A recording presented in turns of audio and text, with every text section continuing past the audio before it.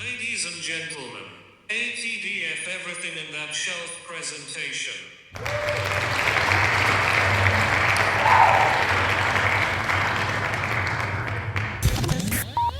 You're now rocking with TDF Everything. Spoiled Rotten.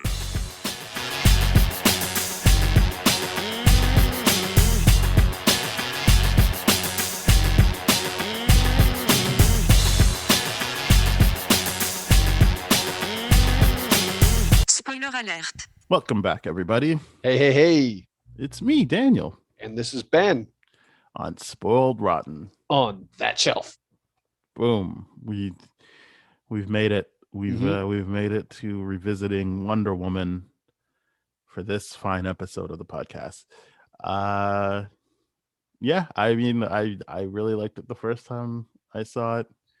I think I still have the same problems with it as I had the first time I saw it. Yeah. I and know what you mean. I saw this movie after doing the podcast the first time, thinking about the things you said, and I'm like, yeah, I heavily agree with a lot of the things that you say within the critiques there. And it's really, really just, it's eye-opening this time to see it that way. Like what the movie has going for it for sure is I think people called it that she was naive, but I which she is ultimately, but that's her story arc, is to grow up in that way of and realistically this past year with the pandemic has kind of proved people have the same kind of naivety that she does still. So it's not like in terms of her thinking, oh, you just need to take out the one bad person, then everyone else will stop being bad. Yeah. And then you see people thinking about police and stuff like that, and it's like, no, yeah, that's not the problem. The problem isn't the one problem. person that's influenced everybody to be bad. Yeah, so that's I a do good like avatar for like everything. Like it's a good avatar. Like this is a good visual representation if you need a mental scapegoat. But the problem is much, much bigger. And well, the idea is, no, you shouldn't have a mental scapegoat. You should actually approach this exactly properly. Exactly. You shouldn't have one. But the thing is that's what happens. It just like you're delusional to yourself about like it's Aries, it's just like, or it's this person, or it's this, it's not it's Bill Gates that's ruining everything. It's like Jeff Bezos. It's not, no, these are great avatars for the actual reflection of what the problem is, but they're not individually, they're not the ones that are like, right, like there will be another Jeff Bezos. One policy.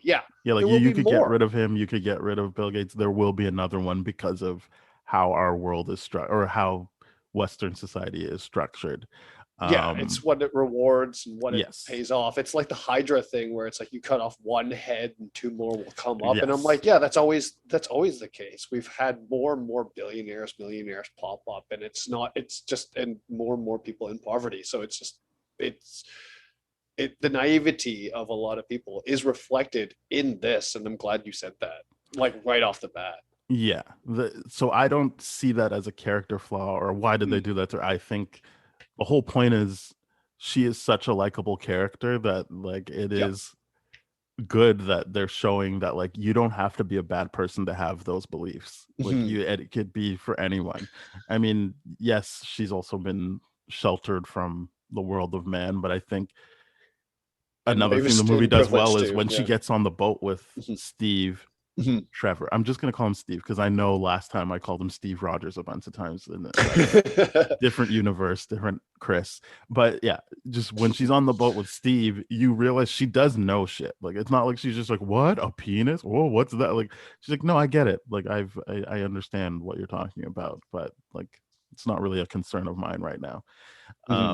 She's not completely new to the world in that sense. It's just, she has that one thing where she thinks, oh, I'll just kill Ares and then everything bad in the world will stop, which clearly is not the case. I think one of the things this movie, when speaking about strengths that it has, is heart. This movie has a lot of heart and like a lot of emotion, a lot of delivery, and that it succeeds very, very well there.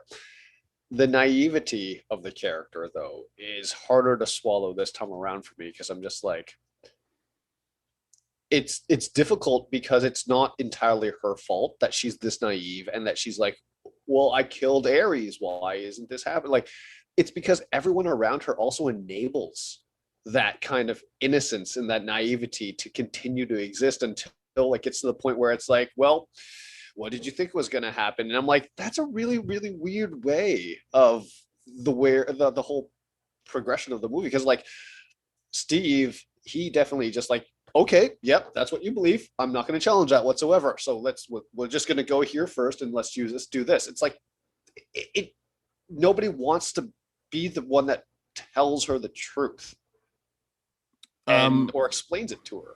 It's almost like it enables her. Yeah, I don't think that's what's wrong. Like I think the problem with the movie is it still wants to have the fights.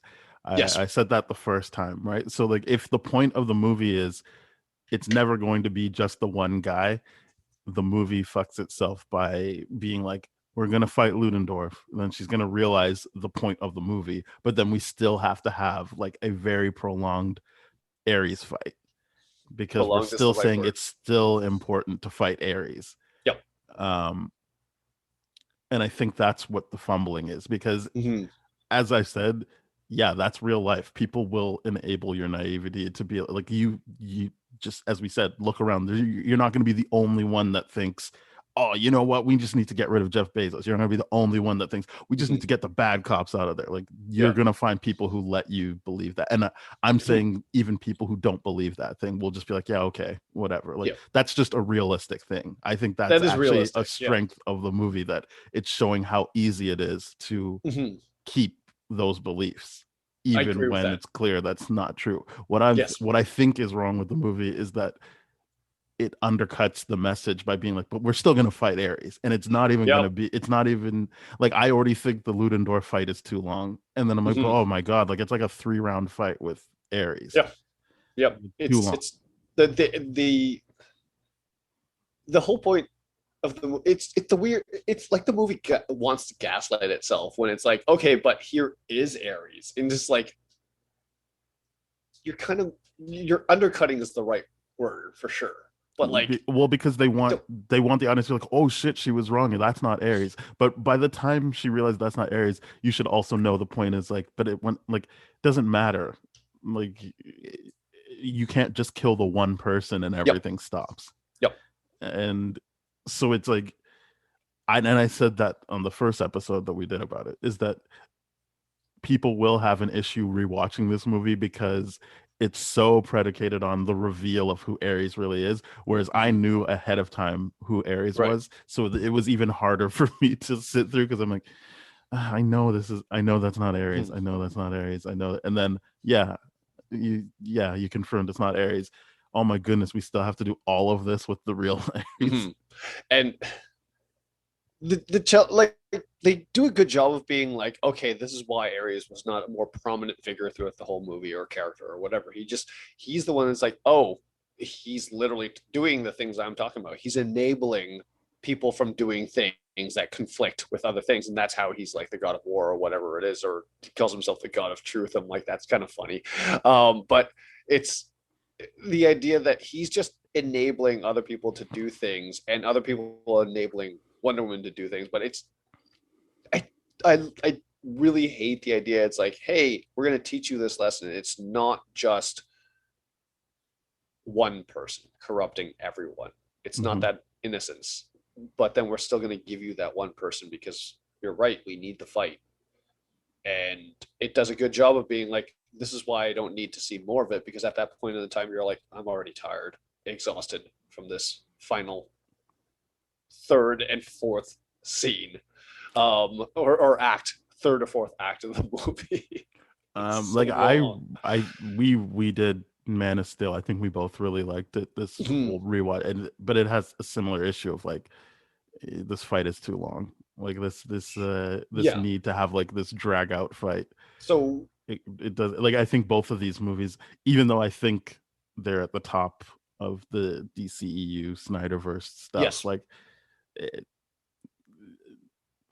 they're not without issues, like very fundamental issues, not just like nitpicks. Like I think, I know that people are like, oh, I don't like it because it's just a CGI fest at the end, but Okay, like so is that every kind other of yeah, superhero like movie. yeah, that kind of stuff. I'm just like Stop whatever. complaining about that. I That's think not a why people problem. complain about it though is because even if they're not actively thinking it, they understand like, well, we already know what the point of this movie is, so this fight doesn't mean as much.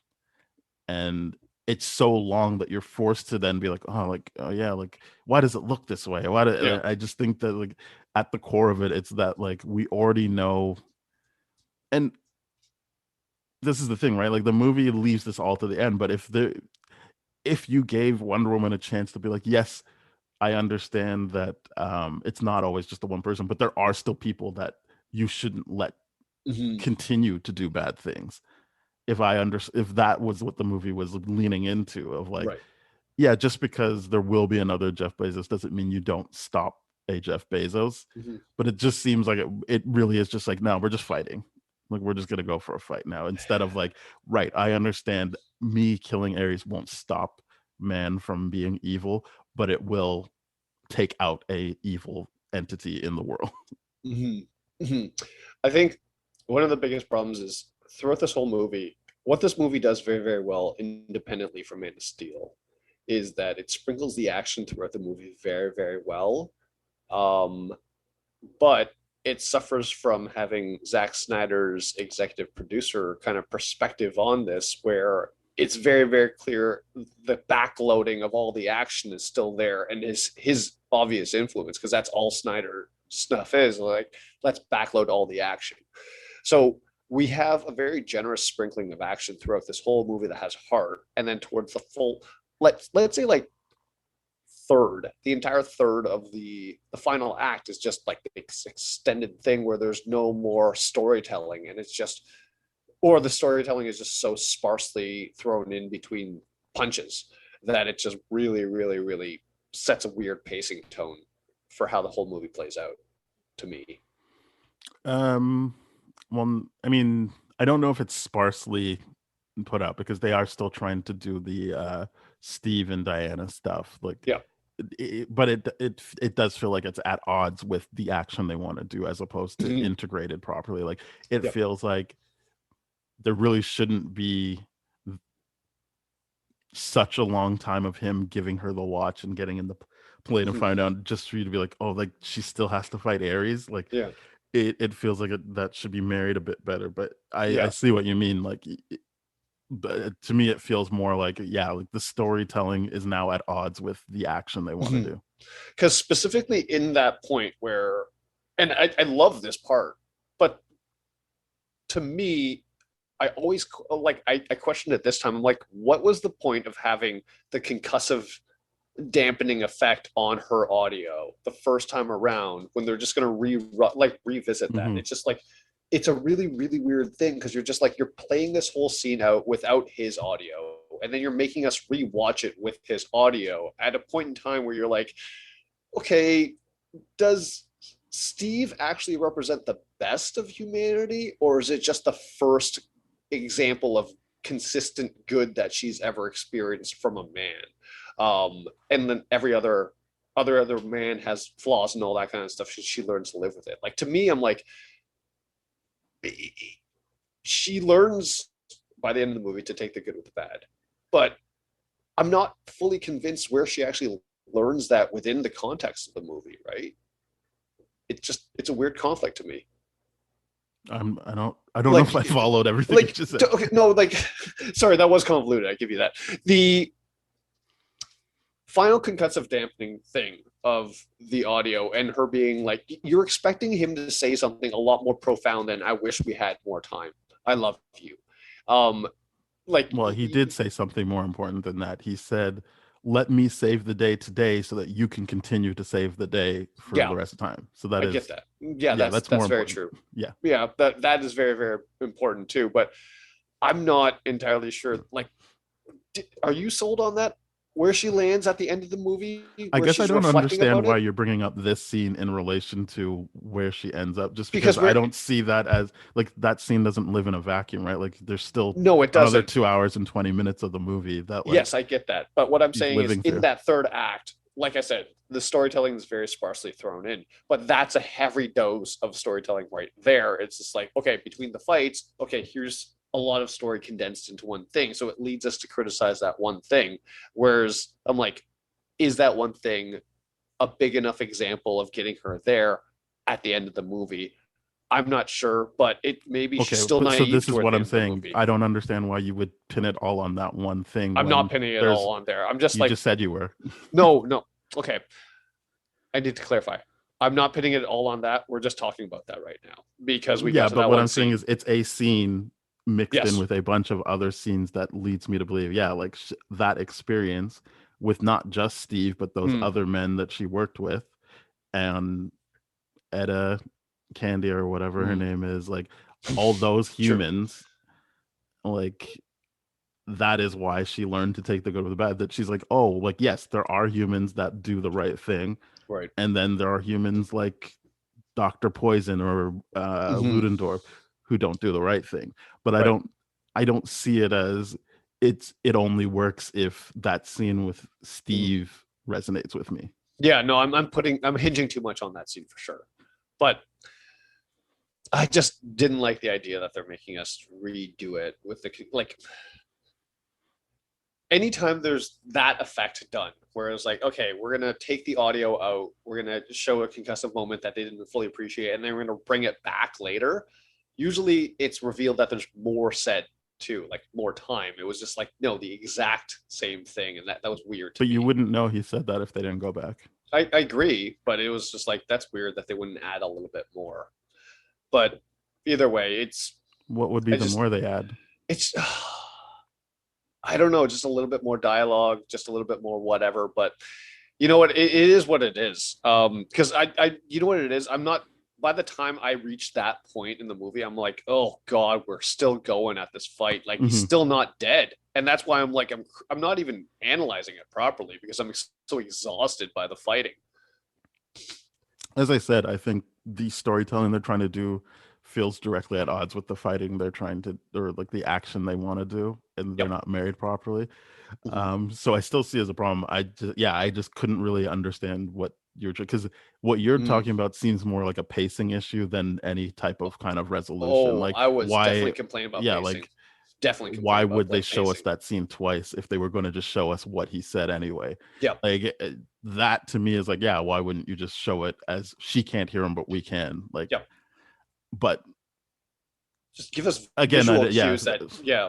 I'll just move like on. give us But it was just visual like I cues. didn't really understand what the connection you were making was. Oh, it was definitely a complaint about pacing and giving Okay. a very prime example of that's and then it hinges all the storytelling on that one scene. And I don't agree that it does. Well, no, in that act, within that act, the storytelling within the act of that final act. Again, I boom, there don't, was a because I lot think of- that act hinges on Diana learning that it's not just one person you have to kill. Mm. It's a Right. nice little flourish that she found someone who cared about her and saw her for what she really was, but I don't think Yep. that's the point of the act. Fair enough. I Yeah. think, yeah, she's just like, oh, okay, this is someone who cared for me. Like, and it wasn't, yes, obviously they had sex and they had a romantic thing, but he saw her as someone greater than himself that could continue on. And Yeah. it wasn't just like, oh, you're so hot, baby, let me save you. And I think that was the important thing, that it wasn't like, stand out of the way, woman, I'll do this. It was like, oh, I'm doing this because, yeah, I'm not going to be able to do the things you do. So, like, it's easier for me to take this hit so Yeah. that you can continue on. Yeah, that's fair. I'm helping No, you. You can use me as the stepping stone right now. So that's why I said I didn't really understand what you meant by more. Like, that's a very important thing. I guess I was just I'm complaining so much about the pacing that because I was just so Yeah, those tired. seem like two separate thoughts. Like, they don't really Yeah, seem that was connected. two separate thoughts tied into one because I was so tired by the end of that. I'm like, I Yeah. don't think I'm going to bring my best to this. But it is the same issue. It is still, it's like fight. Oh, not real villain. Now real villain. Extended real villain. And it's just like, I mean, to be oh, clear, God. Ludendorff is a real villain. Like, he is actively trying to, like, I get that. wage war on that. So, like, the idea is that, yeah, there's just more villains. I just think that the movie is fumbling the idea, or at least not giving enough time to explain taking out these people is still important. It's Mhm. just you shouldn't think that that's what's going to solve everything. Yeah. Yeah. Yeah, And she and learns that then real and fast. also I do think that like rewatching the movie, knowing who Ares really is, you're kind of just like really like going through the paces. It doesn't feel like a twist that completely changes things. You're not like, oh wow, it's like, oh, so it Mhm. was just the other weirdo that was around the whole movie. Yeah. Okay. Inexplicably. Yeah, like yeah, I won't compare it to other movies, but yeah, it was just I don't feel like it's a twist that like works I agree, beyond because the it's first not. viewing. I Like agree. once you see it, you're just like, can we? Yeah, I know. Let's get here faster. Yeah. I agree because it's not. I'm not convinced that Steve's relationship with him was like that solidly packed or whatever. Like, because that's not even his in with the person. Like when he's like, "Oh yeah, I gotta give this book to." It's not even to him, is it? It's to No. someone else. So it's just like I think it would have been more convincing if Ares was like the person that was like Steve's in on that council, on the Yeah, war maybe. council, and all that kind of stuff. I thought it would way more effective because at that point, Diana would have adding to that scene where it's like Ares got to you too. It's just like, yeah, that would have been really, really great for her to have that kind of visual kind of representation too. But Well, I mean, I think that happens when she thinks that he stopped her from killing Ludendorff, who she thought was Ares. So it still yeah. wouldn't really make sense. But Yeah. it would have been better if the movie was not trying to like fake you out with, Mhm. like it would have been better if she was constantly like, oh, like let's kill Ares, and he's like, no, let's kill Ludendorff, who's actually like waging a war right now, and like that was their tension. Mhm. Instead of her thinking that the same person he wants to get is Ares. Yeah. I think this time watching the movie too, one thing I noticed heavily, and we've already briefly touched upon it too, is her entitlement here. And I'm like, one of the things I want to separate from her naivety, or do you think we can? Because I'm like, I look at it through the lens of like, oh, she was born the daughter of the queen too, or so she was told throughout this whole thing. She's got this entitlement through her that goes throughout the whole movie, and I'm like, it's pretty. It combined with the naivety, it's. I don't know if it works. It kind of annoyed me a little bit more than anything else this time. I would need an example of the entitlement.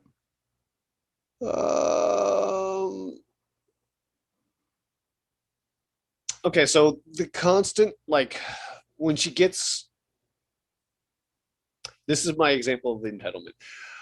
When she is convinced that Ares is at war and she needs to leave Themyscira and all that kind of stuff, she just basically ghosts out and pieces out and doesn't say anything to anyone after this traumatic like attack on Themyscira, this accidental attack. It wasn't purposeful, but either way, a lot of the Amazonians died. A lot of them were friends. I forget what her name was. Robin Wright's character is Robin Wright. Antiope. Antiope. She dies. She was gonna not say bye to her mom, and like knew that she couldn't come back.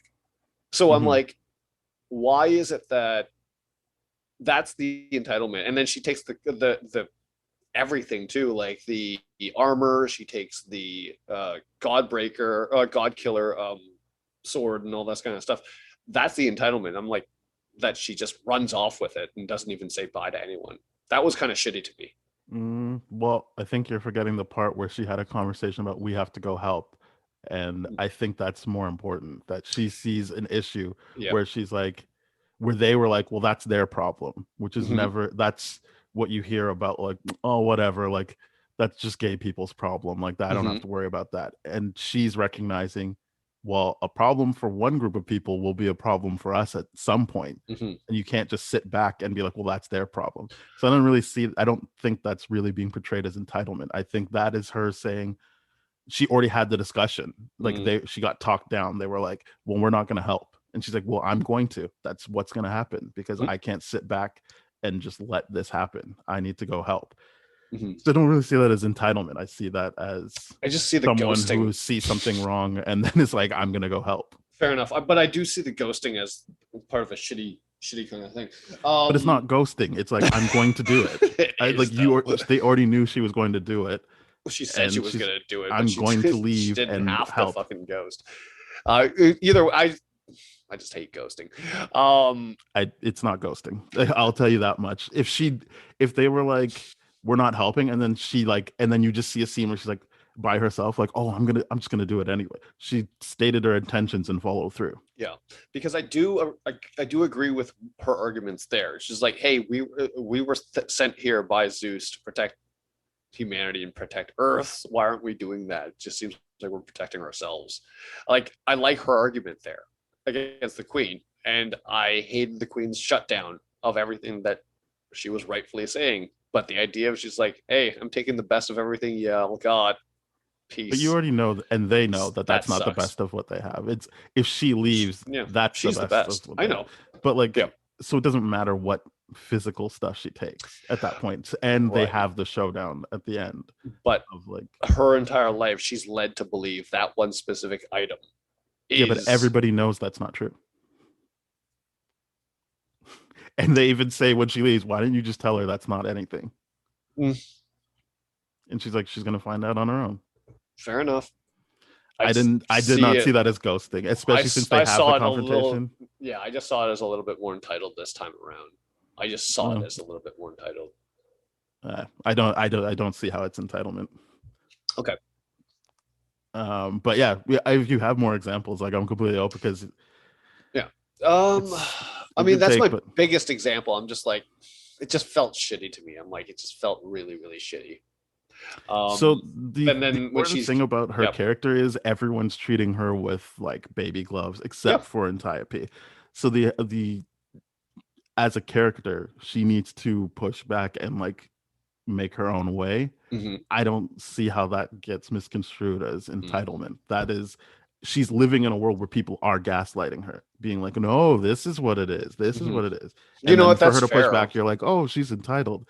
I'm like, no, that's not the best example of it. There might be more, but it's like, no, that's yeah, that is fair. In a world where literally everyone's gaslighting her. If her her mom knows that what she's taking isn't anything, her mom knows she is the important thing.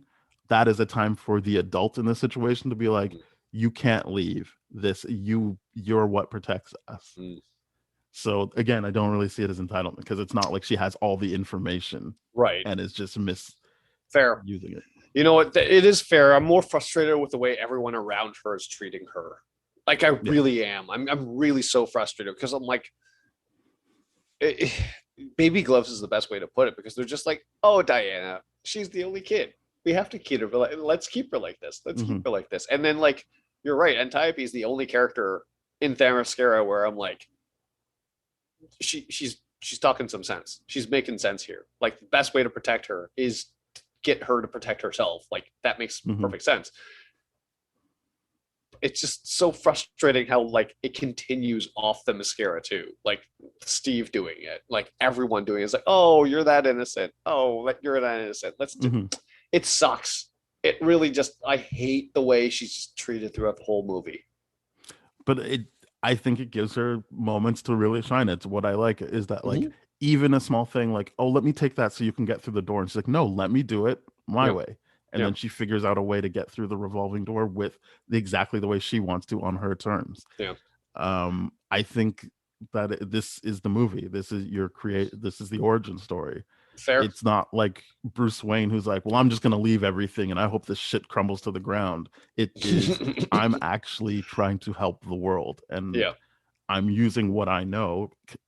And she doesn't even know this, but like almost everyone in her life is trying to keep her one step behind of what's actually happening. True. It's all the gaslighting makes it very, very difficult to watch. It makes it very difficult to watch. All the gaslighting. Yeah, that's what I mean. I appreciate it. I think that is a big metaphor for how women are treated. But totally. It's also something that anyone can identify with. You don't have to be a woman to identify with stuff like that. Yeah, that's true. But yeah, I get what you mean by it's hard to watch, but it makes me appreciate it more. I appreciate that stuff like that is in it. instead of a sanitized look at. And I No, still think the yeah. movie is pretty sanitized, but it's like there are still those beats in Mhm. there where you can see that she is a determined person, and Yeah. the determination means more because people are actively trying to undercut what she wants to do. I get that. I get that it's a good thing to see, and I do want to see it. I'm just venting frustrations around actually seeing it because I'm like, it sucks to actually have to see it. It's like Sure. it's just tough to watch things. It's just getting hard to swallow for me. But I mean, it's still good because you're right to see it and be like, this is shit. To watch everyone lie to her and everyone gaslight her and everyone treat her with like, oh dear, and then pat her on the head and something Mhm. like that, and just like, dude, and this is why I like Steve. Like of all the other characters, Untype and Steve are like, oh, holy shit, you can protect me. Maybe you can do your thing now in the street fight thing. And then, when she's in the trench scene, which is, one of the best examples of like, okay, your rebellious attitude has led to something amazing here. Like her Mhm. being able to move on the trenches. That was a great scene. That was a great example of it. That Steve was like, holy shit. Because Steve wasn't even there supposed to be fighting on the trenches. He was just there, like getting through whatever with her, right? So the fact that she's like, hey, she's doing this, we can capitalize, where all the other guys in the trenches were like, she's gonna kill herself. Like, this is stupid. She was the only one that supported her and all that kind of stuff. But she just has to prove herself before that. In all fairness, he doesn't know what Amazonians are capable of. And I don't think she knows what she's capable of either. No, she doesn't. But Yeah. again, they've kept So yeah, a very key piece of information from her. true. Yeah. Yeah, I do like No Man's Land. I feel like it's such a good, again, metaphor for like what it's like to be a woman, that she would have to Mhm. take that whole burden on herself, while men are like, oh yeah, good idea. I guess while she's taking all the shit, we can just go Yeah. and do our thing now. Fantastic metaphor. Um I really liked it, and didn't work as potently on me this time, but like I remember Yeah. when I saw it in theaters, it was a big deal. Like I almost teared up. I was like, this is a really good idea, and obviously Mhm. everyone knows Warner Brothers tried to cut it out, but Yes. yeah, I'm glad it's in the movie. I actually think I don't remember his name, but he's like, I want to say he's like French African, the guy they meet in the bar, who can Yeah. speak French to her in a bunch of different languages. I feel like he's the one that actually immediately is like, oh yeah, I get it. You're an actual asset. Like, I'm lucky to be around you. Mm. I feel like he's the only one that immediately meets her and is like, I get it. Cool. Do you think that's just because he seems so worldly that he would have heard stories about Amazonians or something like that and might have I don't believed think it it's more than important that he anyone else? knows Or that she's a Amazonian or not. It's just right. he meets her. She knows as many languages or more than him. Yeah. B, she can control the room whenever there's a fight around, and he's just like, okay, great. Like, he doesn't need to question it or be like, Yeah. I don't know, what do we do with this? Or, oh, we better put the baby gloves on her. What, she might Mhm. hurt. He's just like, great, I will gladly be led by this person anyway. Yeah. It's true. He Let sees me- it. Samir, that's his name. Samir. Yeah. I like his character a lot. He was a lot of fun. Seemed like he seemed like he was going to be a goofball character. I'm like, no, he's got like the greatest heart in that entire group. It was great. Yeah, I appreciated Samir being Mhm. like, it seemed like it was a very short distance between I don't know you, so fuck it, to like, Mhm. oh, you know what? Yeah, this is someone worth following. Yep. Yep. Totally. I liked his as character a opposed lot. to Steve, who my memory is, even in No Man's Land, is like, Diana, let's not. Like, I don't know. And then she's like, all right, you're an idiot. I'm gonna go do this on my own then. Well, he's doing things the only way he knows how, Yes. which is bureaucracy, right? And that's all he's trying to do throughout the whole movie. And like when he brings her there, I guess he was trying to get shock value for her to be like, you want to go to No Man's, you want to go to the battle. This is it. This is how bad it is, and all that kind of stuff. But then I don't think he fully understood what was.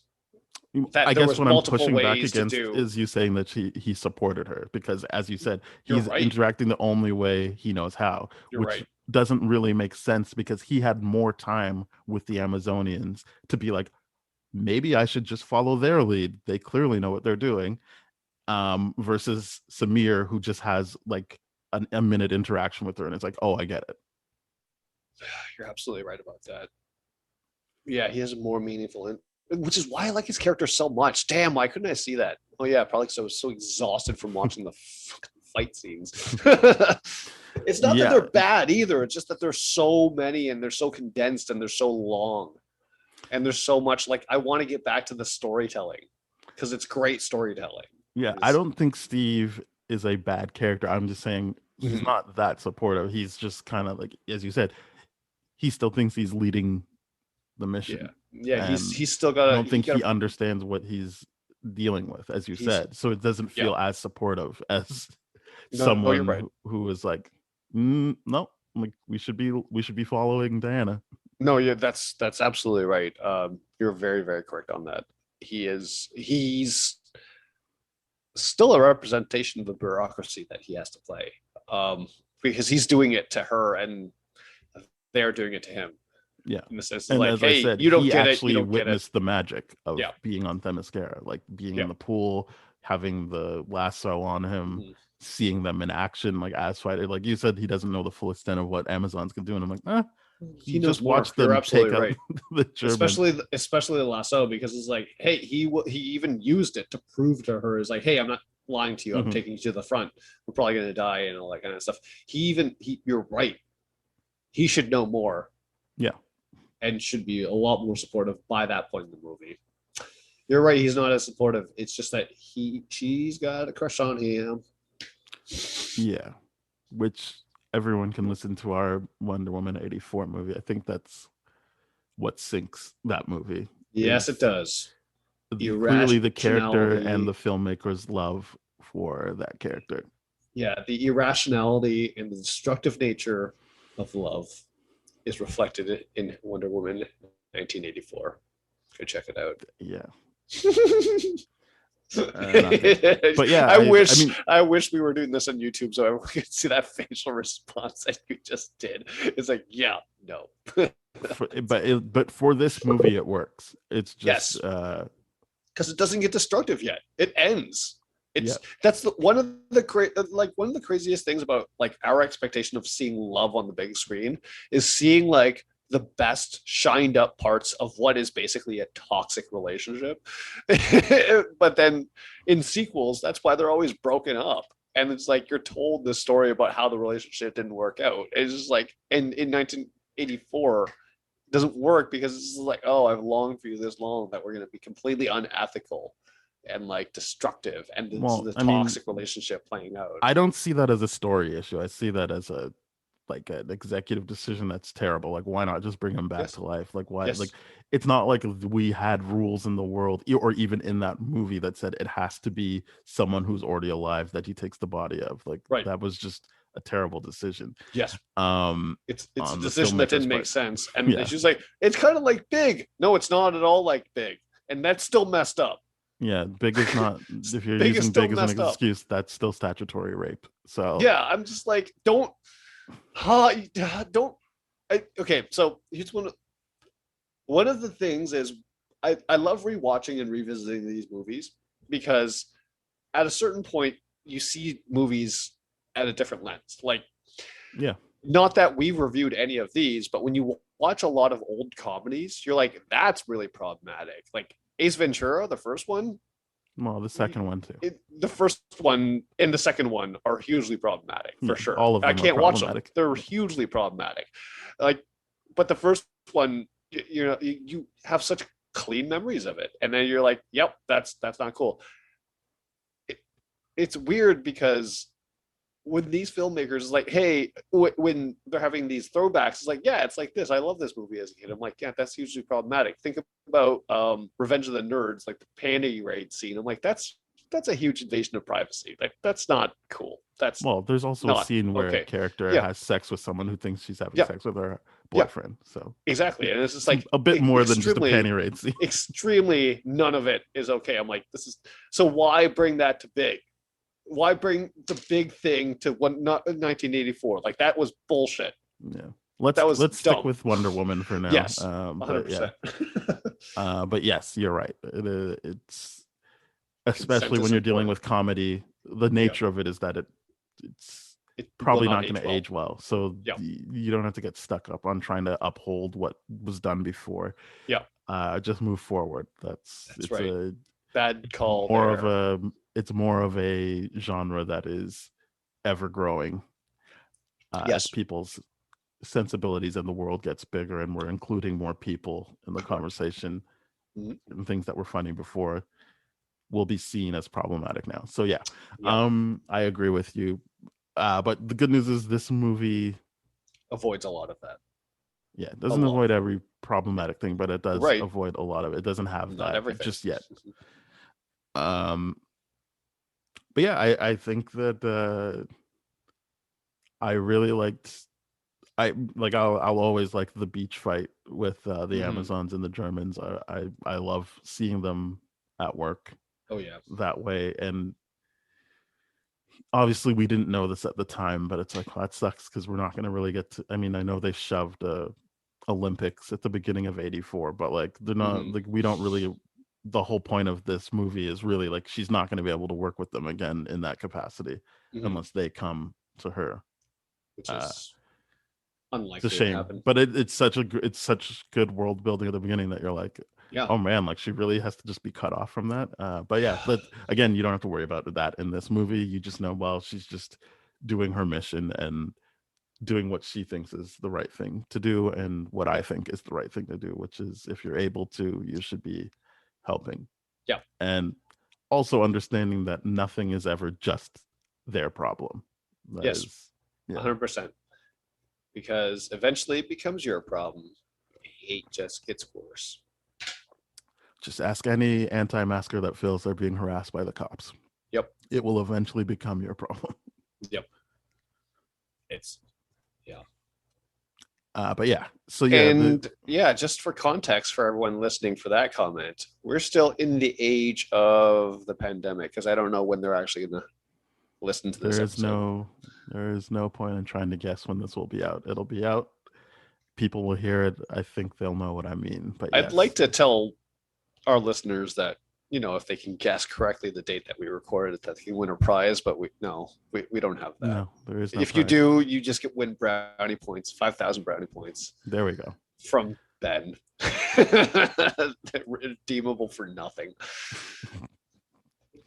Yeah, I think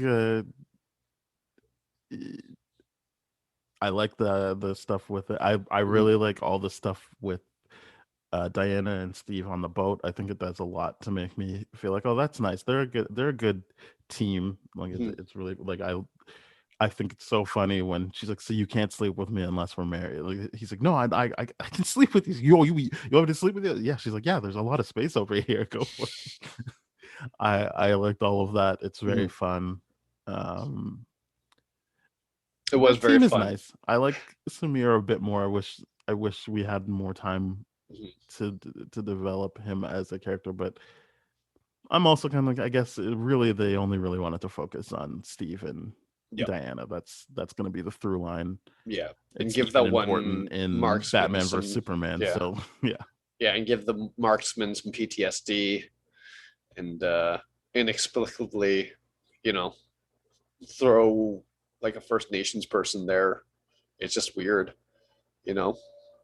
Yeah, I mean, I don't know. I'm not going to touch that, but I don't want to say much more than that. I was just like, I don't think the movie does a good explanation to justify his presence there.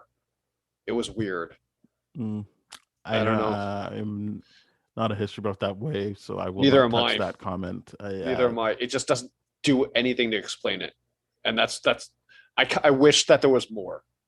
And if anyone knows the historical context why that would make sense, I would love some explanation. But it's not your job to do so. So I will take a No. look into It's it. also But not really like it's not important. I would never be like, wait, why is that there? Like, whatever, man. We're dealing with a comic book movie. If that's Yeah.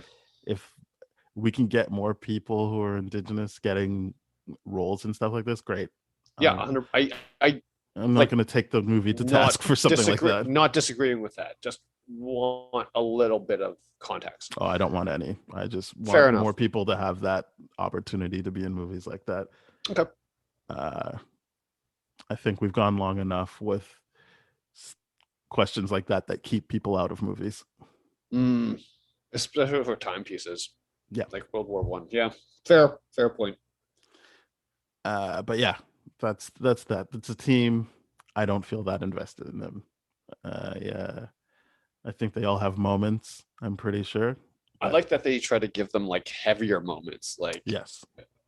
each one's like, oh, the marksman has severe PTSD, and this guy is just really great, like smart guy that is a bullshitter at a bar and all this kind of stuff that recognizes game when he sees game, like Samir. yeah, Samir, and then yeah, it's they give them great backstories, but we spent, I think, just enough time with them.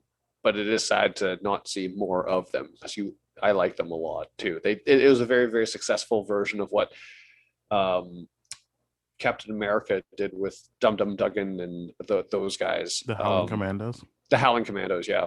It's a very successful version of that, or whatever you want. It was Sure. great. You say so. I always compare it. I always have that Yeah. same comparison, because of like, it's just like, oh, okay, the iconography of like the visual colors of Captain America and Wonder Woman, just like outrageously in that time frame. It's just like, you guys are so flamboyant on the battlefield.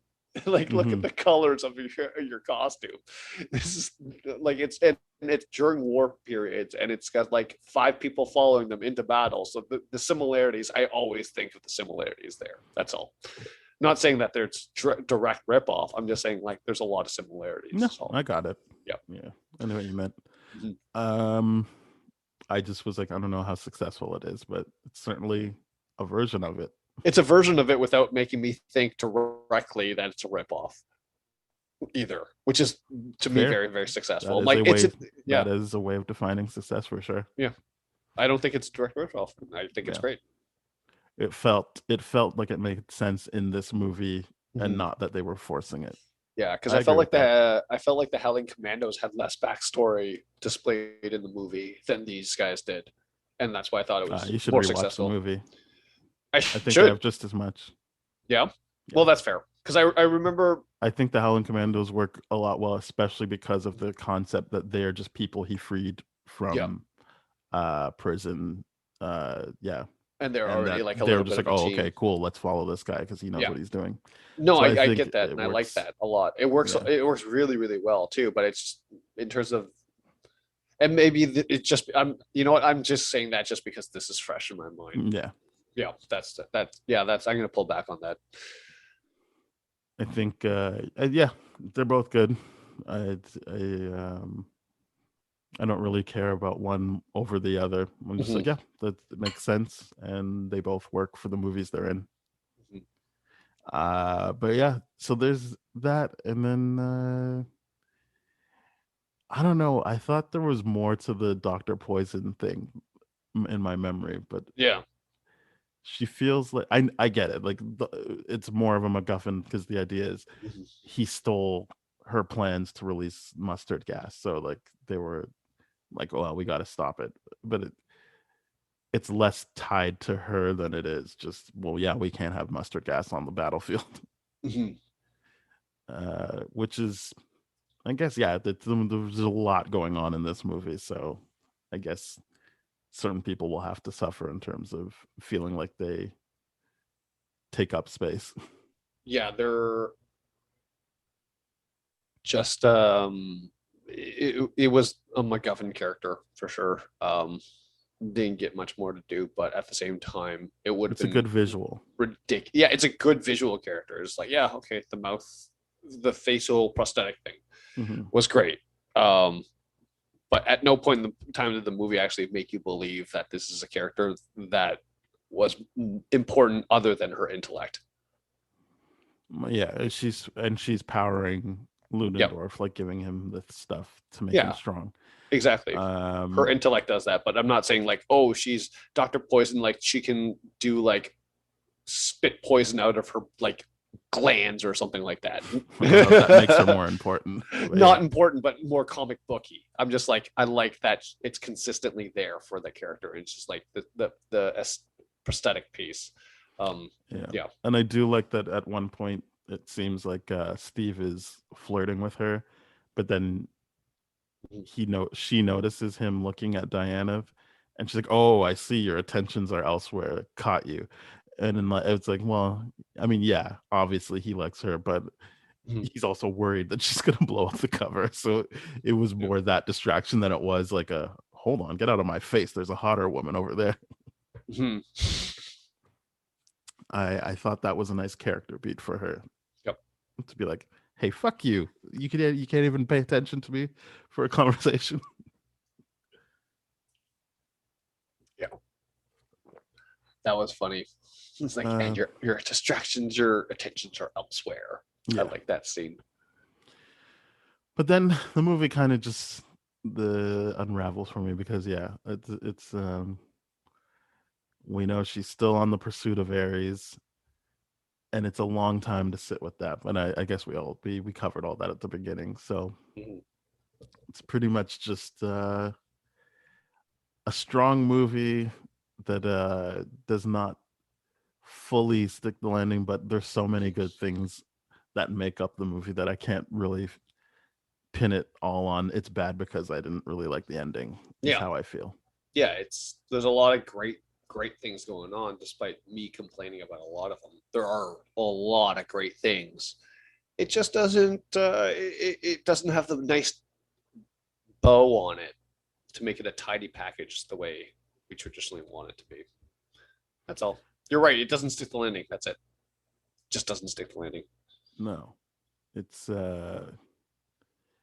more time needed to be spent building up the importance of Diana still taking out these figureheads.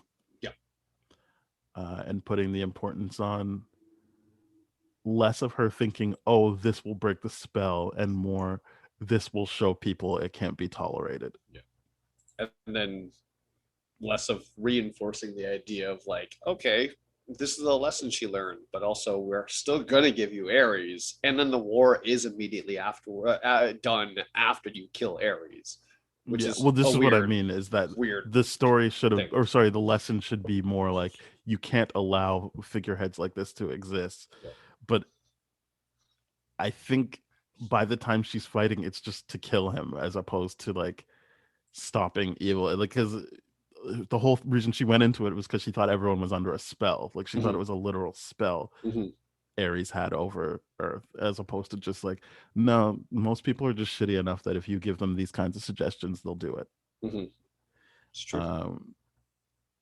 And I mean, there's so many research papers we can talk about. Was that one where the torture experiment? Right. Where the guy was like an actor and like they were told that there was like an electricity thing. They just kept going higher and higher and higher because people are psychopaths when left alone. That's real part story. Of that study is also like, well, they were told that he was a convict too, but either way, they were told he was a convict or something like that. But that they. But also, it was how much are you willing to listen to someone who says they're a subject matter expert? 100%. Yeah, that wasn't There's so many totally like different. We just left them in a room and then they did whatever they wanted. Yeah, I get that, but still, psychopaths. Okay. Research studies are fun. Okay. But yeah, I think yeah, there was room to have both their cake and eat it too, but by really leaning on like it's still the thing that Diana set out to do, which is Mhm. to stop people from doing bad things, Mhm. because it will become an issue for everyone. Yeah. Instead of just like, whatever, you get the point. Now she's got to fight this guy. Yeah. I think that was a missed opportunity, or maybe that was their intention. It just doesn't feel that way because of how it's all paced and pieced together at the end. Mhm. I agree. I would say it's not their intention just because of that, but I don't know. I mean, this is where you have to take a look at Wonder Woman 84 and be like, is Patty a great storyteller? Yeah. And I know she's not the only one writing these scripts. Yeah. It's just when you see her fighting for certain decisions, it looks like she doesn't have a problem going against the team, Mhm. because she was very vocal about, I don't like that they're sending everything to VOD or Mhm. HBO Max, rather, not even VOD. Like, it seems like she doesn't have a problem doing that, and she was going to walk away and do her Star Wars stuff. But then, Mhm. so it makes me feel like, oh, then those are decisions she agrees with, which are Mhm. fundamentally bad decisions. And I think you're right that it means that maybe the decision was just like, well, yeah, obviously we need a fight at the end, Mhm. and It's less of let's use the lesson Diana learned, but also give her an opportunity to still have a point and Mhm. not just be like, oh, I guess I was wrong. Yeah. Yeah. That's it's weird because I'm just like, you can't have it. To me, it doesn't seem like you can do it both ways effectively within the same movie, within the same act. It just if she learned that by the end of Act Two, and then I I don't know how it could be done better, but like, yeah, you're right. There's a lot of decisions that weren't made well. And to me, one of the biggest questions with the rest of the movies that you watch of Patty Jenkins as well is one of It's like these, only two more. yeah, two more, fair. But like, is she doing the thing where she has, like, does she agree with the studio's decisions because she thinks there's good decisions, or does she just not see that they're bad decisions, or like what decisions are she like? It's inconsistent because some of the things, you're right, she fights for, like, this is brilliant, and then you're like, wait, what? This is wildly inconsistent from everything that you did. So it's weird. It's just weird. Yeah, it is definitely weird. Mhm. I don't know, but this movie was good at least. And I haven't seen Monster. I do want to see it, but I haven't seen Monster. Um, yeah, I mean, I think everyone agrees Monster is good, so technically it would just be the one dud for me in terms of Patty Jenkins Mhm. as a Yeah, and it would be filmmaker. 84, right? That you're Yeah, putting as a dud. Yeah. I think,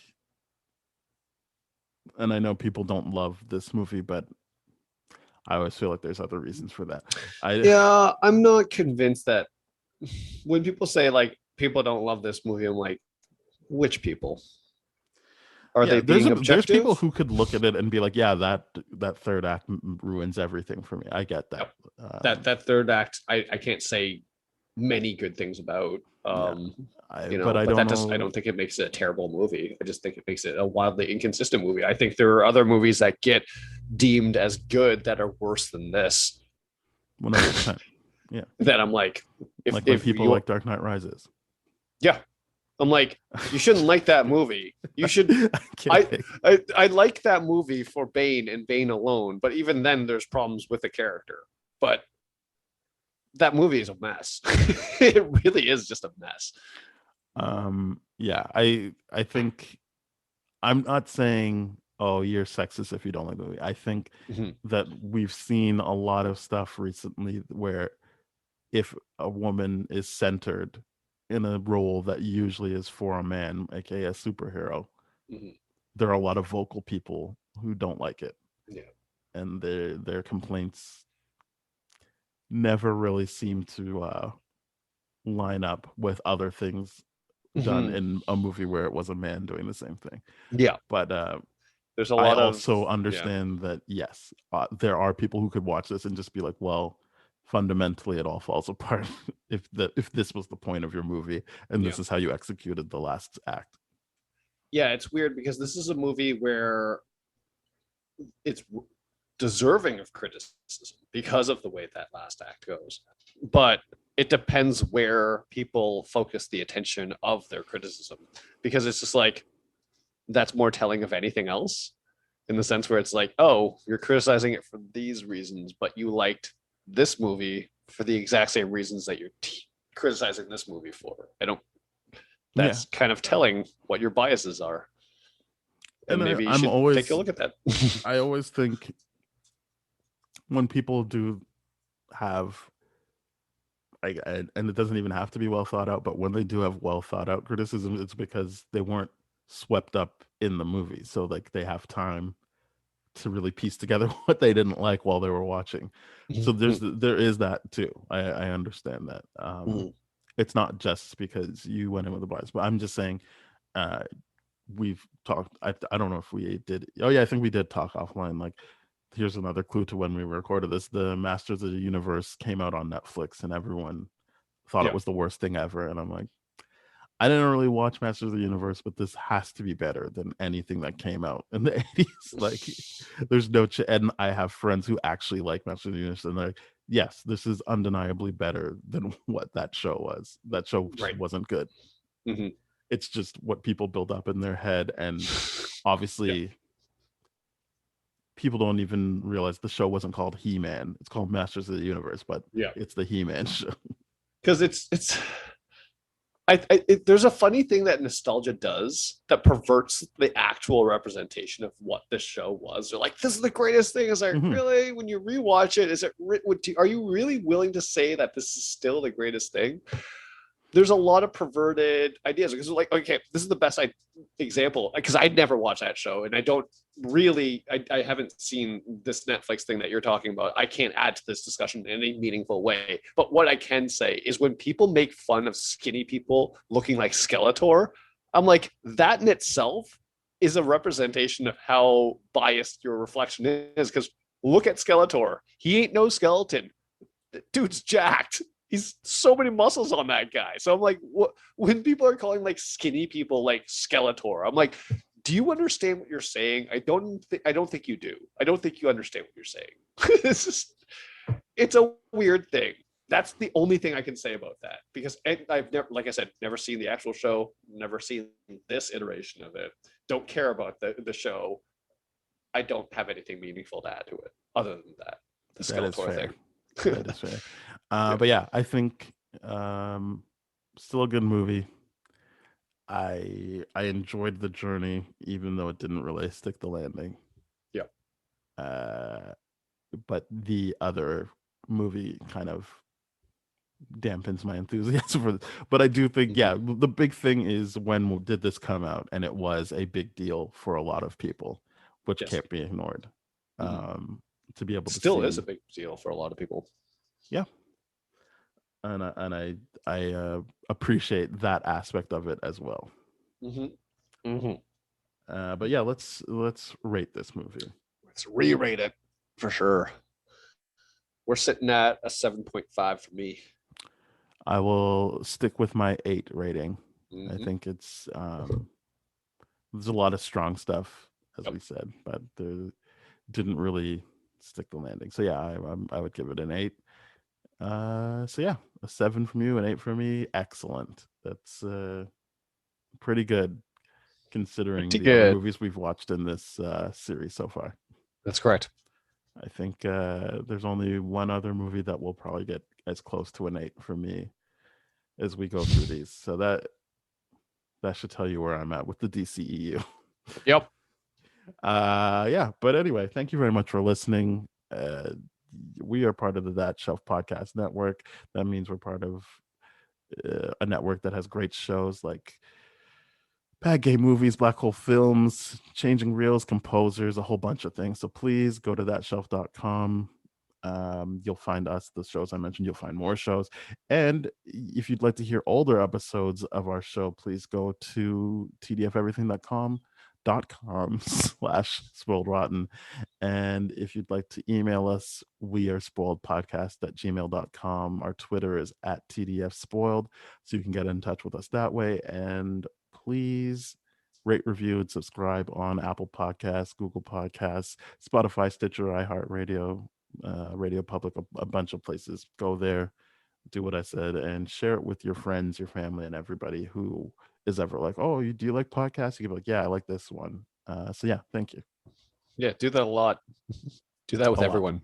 Yeah. Yes, please. All right. Cheers. Bye-bye.